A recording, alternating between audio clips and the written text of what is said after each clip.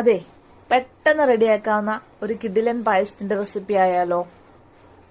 അപ്പം ചെറിയ ചെറിയ നമ്മുടെ വീഡിയോസിനായിട്ട് നമ്മുടെ ചാനൽ സബ്സ്ക്രൈബ് ചെയ്യുക. ഒപ്പം ആ ബെല്ലൈക്കണും കൂടെ ഒന്ന് അമർത്തിയേക്കണം കേട്ടോ. അതുപോലെ നിങ്ങളുടെ അഭിപ്രായങ്ങളും നിർദ്ദേശങ്ങളും കമന്റായി അറിയിക്കുക. അപ്പോൾ നമ്മളിവിടെ പായസത്തിനായിട്ട് എടുത്തിട്ടുള്ളത് ചെറിയ അടയാണ്, അരിയുടെ അടയാണ് കേട്ടോ.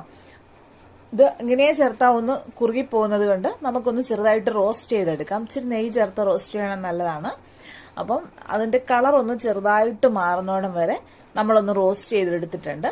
അതിനുശേഷം നമ്മൾ പാൽപ്പായസമാണ് ഉണ്ടാക്കുന്നത്. അതുകൊണ്ട് തന്നെ നമ്മൾ അരക്കവർ അടയ്ക്ക് 2 കവർ പാലെടുത്തിട്ടുണ്ട് കേട്ടോ. പാല് നമ്മൾ ഒന്ന് ചൂടാക്കി വെച്ചിട്ടുണ്ട്. അതിന് അപ്പം അരിയുടേതായ ഒരു ടേസ്റ്റ് അല്ലേ ഉള്ളൂ. അപ്പം ടേസ്റ്റിന് വേണ്ടി നമ്മൾ ചേർക്കുന്നത് ഏലക്കയാണ്. കുറച്ച് ഏറെ തന്നെ ഏലക്ക എടുത്തിട്ടുണ്ട്. പഞ്ചസാരയും ചേർത്ത് പൊടിച്ച് ചേർത്തിട്ടുണ്ട് ഇതിനകത്തേക്ക്.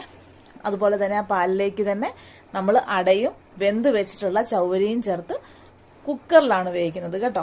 പറഞ്ഞില്ലേ, പെട്ടെന്ന് ഉണ്ടാക്കാൻ പറ്റുന്നതാണ്. നമ്മൾ ഇളക്കി കൈയൊന്നും കളയണ്ട. കുക്കറിലോട്ട് ചേർക്കുക, ആവശ്യത്തിന് പഞ്ചസാര ചേർക്കുക, കുക്കർ അടച്ചു വെക്കുക. നന്നായിട്ട് ആവി വരുന്ന സമയത്ത് വിസിലിട്ട് ഒരു വിസിലടിപ്പിക്കുക. അതിനുശേഷം ഒരു അരമണിക്കൂർ തീ സിമ്മിലേക്ക് വെച്ച് വേവിക്കുക. അരമണിക്കൂർ കഴിയുമ്പോൾ നല്ല കിടിലൻ പായസം റെഡിയാണ് കണ്ടോ. നല്ല മുത്തുപോലെ അട വെന്ത് വരും.